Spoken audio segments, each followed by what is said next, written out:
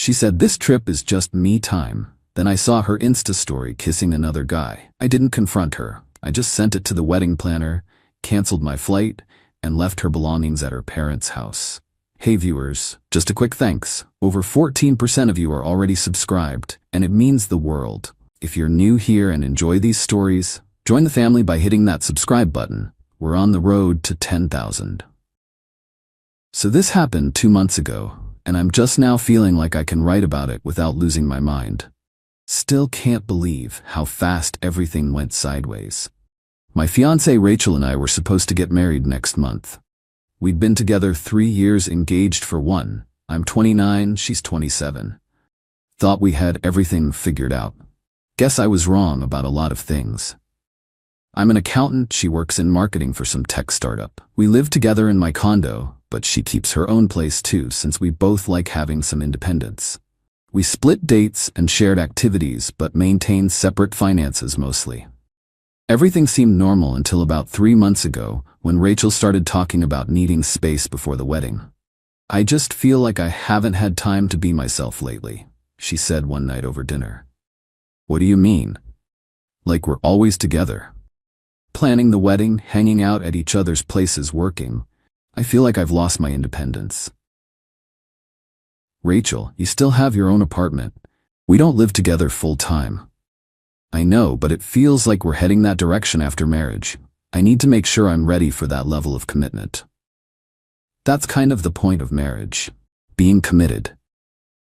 I know, but I need to make sure I'm not missing out on anything. That I'm choosing marriage because I want it, not because it's expected.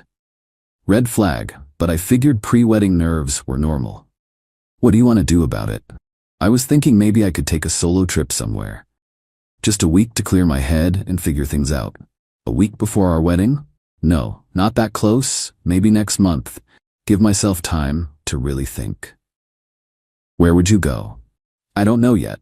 Maybe somewhere I've never been. Somewhere I can just be alone with my thoughts. I wasn't thrilled about the idea, but I didn't want to be the controlling fiancé either. If you think it would help, then okay. Really? You're not mad? I'm not mad. I just want you to be sure about us. I am sure. I just need to prove it to myself. 2 weeks later, Rachel booked a trip to Cancun, Mexico. Solo vacation for 5 days. Said she needed to disconnect from everything and everyone. I'm not even going to use my phone much, just really focus on being present and thinking about our future. Sounds good, babe. I'll miss you, but I understand.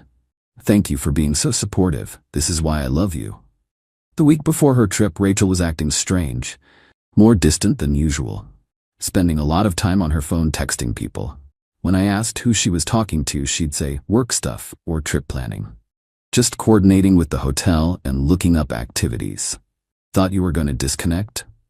I am once I get there. Right now I'm just making sure everything's set up properly. Friday morning, Rachel left for the airport. Her flight was at noon. I offered to drive her, but she said she'd rather take an Uber.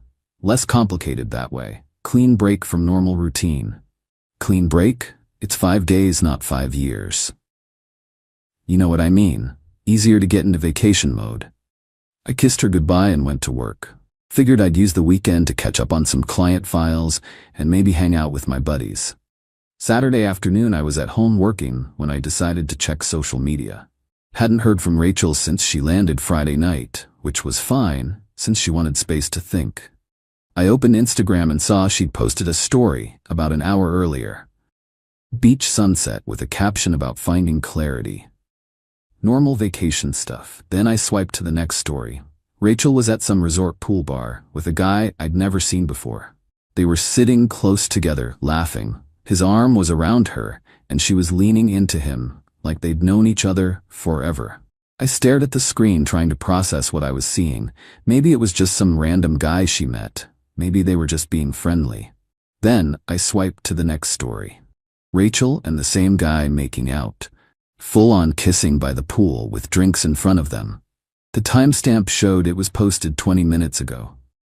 My fiancé, who was on a solo trip to figure out our relationship, was making out with some random guy and posting it on social media for everyone, including me, to see. I took screenshots of both stories immediately. Then I sat there for about 10 minutes trying to figure out what to do. part of me wanted to call her right away, demand an explanation, ask what the hell she thought she was doing. But then I realized something. She'd just shown me exactly how she felt about our relationship and our upcoming wedding. Instead of calling her, I started making other calls. First, I called our wedding planner, Melissa. "Hi Mark, how's the final planning going?" "Melissa, I need to cancel the wedding." "Cancel?" "Mark, your wedding is in 6 weeks. What happened?" "Rachel's cheating on me. I have proof." "Oh my God, Mark, I'm so sorry. Are you sure?" "Positive. She's on vacation right now posting pictures with another guy." "Mark, this is terrible. Let me look at our cancellation policies and see what we can do. Whatever the costs are, I'll handle them. Just need it canceled today." "Mark, given the short notice, we'll lose most deposits, but I'll call vendors and see if anyone can work with us on the timeline." I sent her the screenshots as documentation. Next, I called the florist. Explained the situation, asked about cancellation fees. Same with the caterer, photographer, and band. By Saturday evening, I'd started the cancellation process. Going to lose about $12,000 in deposits and fees, but I'd rather lose money than marry someone who cheats on vacation. Sunday morning, I drove to Rachel's apartment. Still had a key from when we were spending more time there earlier in our relationship. Gathered up everything of mine that was there.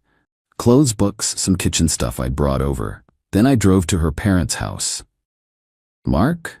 her mom Linda said when she answered the door. "What a nice surprise. How are you? Is Rachel enjoying her trip?" "Linda, I need to talk to you about something serious." "Of course, come in. What's wrong?" "Rachel and I won't be getting married. She's been cheating on me." "Mark, that's impossible. Rachel would never do that." "I have proof, Linda." I showed her the screenshots. Linda stared at the photos for a long time. "Mark, I don't know what to say. This is horrible. I'm sorry you have to find out this way, but I thought you should know." "Mark, what are you going to do?" "I've already started canceling the wedding. I'm done." "Mark, maybe you should wait until she gets back. Talk to her about this." "There's nothing to talk about, Linda. The pictures say everything." "Mark, where is Rachel going to stay when she gets back? She has her own apartment." "But what about all her things at your place?" "I brought them here. They're in my car." I spent the next hour moving Rachel's belongings from my condo to her parents' garage. Clothes, furniture, books, everything she'd gradually moved to my place over the past year. "Mark, this seems so final," Linda said as I loaded the last box. "It is final. Mark, she's going to be devastated when she finds out." She should have thought about that before she posted herself making out with another guy. Monday morning, I called my travel agent and canceled the flights Rachel and I had booked for our honeymoon in Italy next month. "Mr. Williams, I'm sorry to hear about the change in plans. There will be cancellation fees." "I understand. Just cancel everything." Tuesday, Rachel called me. "Mark, I've been having such an amazing time. This trip is exactly what I needed. I'm glad you're having fun." "Mark, you sound weird. Is everything okay?" "Everything's fine, Rachel. Really enjoying your me time?" "Yes, actually. I'm getting so much clarity about what I want." "That's great. What do you want?" "I want us, Mark. I want our wedding. I want our future." "Interesting. Mark, why do you sound so strange?" "Just processing some things." "What things?" "Your Instagram stories mainly." Silence. "Mark, I can explain." "There's nothing to explain, Rachel. You've been very clear about what you want." "Mark, that's not what it looks like." "What does it look like?" "I met someone, but it's not serious. I was just having fun." "Having fun by making out with strangers while engaged?" "Mark, it's vacation. It doesn't count." "It doesn't count?" "I mean, it's not real life. It's just vacation mode." "Rachel, you're engaged to me. That's real life, whether you're on vacation or not." "Mark, please. I made a mistake. I got caught up in the moment." "You got caught up enough to post about it." "I wasn't thinking clearly." "You were thinking clearly enough to document everything." "Mark, please don't do this. I love you. You love me, but you're making out with random guys on vacation?" "It didn't mean anything. It meant enough to share with everyone who follows you." "Mark, I'll delete the posts. I'll come home right now. Don't bother Rachel. I already canceled the wedding." "You what?" "Canceled the wedding. Told the vendors. Canceled our honeymoon flights. Moved your stuff out of my place." "Mark, you can't do that." "I already did it." "Mark, where are my things?" At your parents' house, where you'll be staying when you get back. Mark, I'm not staying at my parents', I'm coming home. You are going home, Rachel, to your apartment. You don't live with me anymore. Mark, please, I'll make this right. There's nothing to make right, you made your choice. I hung up and blocked her number. Wednesday, Rachel's sister Amy called. Mark, what the hell is going on? Rachel's freaking out in Mexico. Rachel cheated on me, I ended our relationship. Mark, she said it was just one kiss, you're being dramatic. Amy, it was more than one kiss and she posted it for everyone to see. Mark, people make mistakes. Some mistakes end engagements, Amy. Mark, you're throwing away 3 years over one vacation? I'm protecting myself from someone who thinks vacation cheating is acceptable. Mark, Rachel's stuck in Mexico. She's crying constantly. That's unfortunate. Mark, she doesn't have anywhere to go when she gets back. She has her apartment and her parents. She'll figure it out. Thursday, Linda called. Mark, I talked to Rachel. She's devastated. I'm sure she is. Mark, she admits she made a terrible mistake. Good for her. She wants to make it right. Can't be made right, Linda. Mark, she's young. She got swept away by vacation excitement. She's 27, not 17, and she didn't get swept away. She chose to cheat and post about it. Mark, she took the posts down after I'd already seen them and canceled our wedding. Mark, the wedding can be rescheduled. The wedding is canceled permanently. Mark, she loves you. Linda, if Rachel loved me, she wouldn't have been making out with strangers and posting it online. Friday, Rachel came home. She went straight to her parents' house, based on what Linda told me later. Saturday, Amy called again. Mark, Rachel wants to see you, to apologize properly. There's no point, Amy.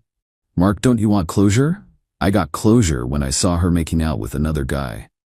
Mark, she's seen a therapist. She wants to understand why she did it. Good for her. Mark, she realizes she has commitment issues. Should have figured that out before getting engaged.